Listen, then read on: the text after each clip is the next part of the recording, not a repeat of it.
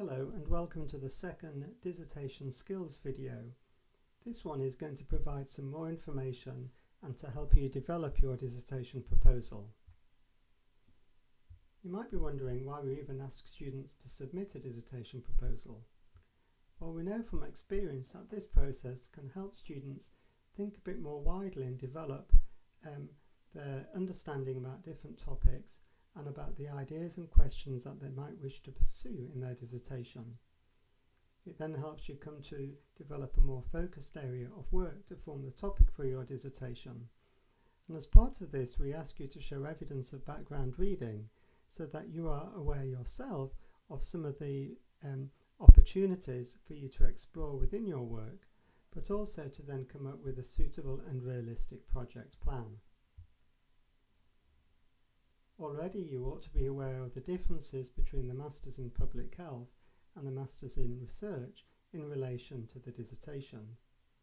And hopefully you will have looked at and developed a better understanding of the different frameworks that can be used for the overall structure or format of the dissertation that you're going to do.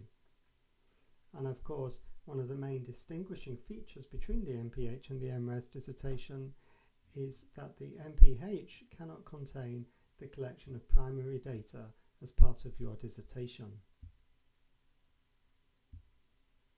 Far more detailed information is given in the dissertation handbook, where you will see a structured outline of the actual content of some of these different frameworks. There is some flexibility around what the sections might be within your dissertation and the use and application of these frameworks, and it's important that you consider these types of topics with a dissertation tutor.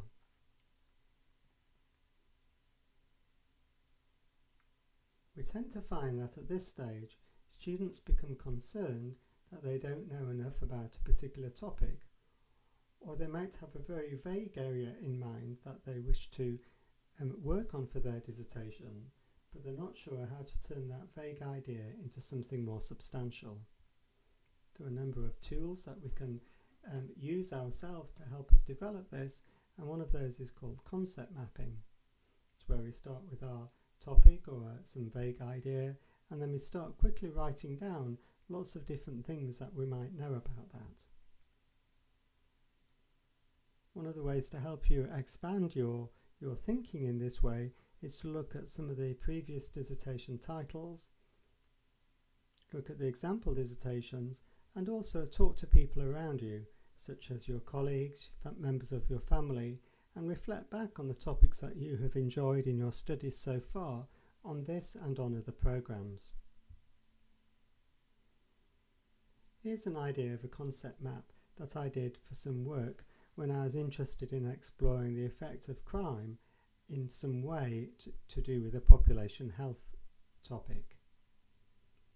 So I started off with crime scrawled in the middle of my flip chart, and then I just quickly started to pull out of my thinking a few key terms, some of which were relevant and some of which were not relevant to what I wanted to then explore.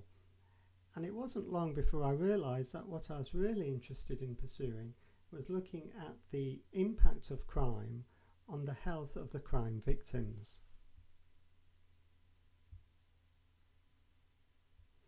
When reading examples of previous dissertations, it's important really that you don't just flick through the titles or quickly flick through some of the contents pages, but spend time, maybe put aside an hour or so at this stage in your studies, and identify one or two dissertations that are focusing on a topic or an area that you are particularly interested in.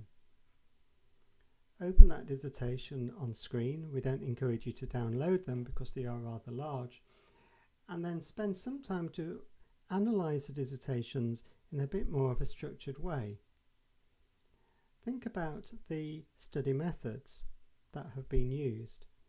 Think about the content and the structure of the dissertation itself.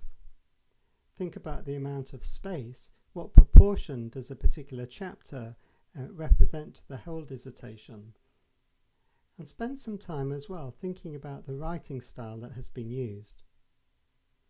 All of the dissertations that we have uploaded achieved an award of distinction or a very high merit.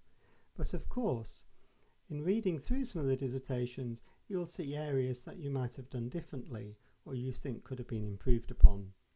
And that's really good to start developing that skill, because it is what academic work is all about. So hopefully in this summary, we've helped you to start thinking more about developing your dissertation proposal. We've encouraged you to reflect on your experience so far, to start your thinking widely and then move towards narrowing it down towards your dissertation title. You need to be creative, and you also need to give yourself ample time to allow yourself to endeavour into this immersive world, and at times you can just feel as if you're going around in circles to start with, but you will start to develop your title and get a more realistic sense of what it is that you would like to do. And as always, if you're struggling with this topic or you would like to discuss things with one of the tutors, then do contact the dissertation tutor or the dissertation course unit leader.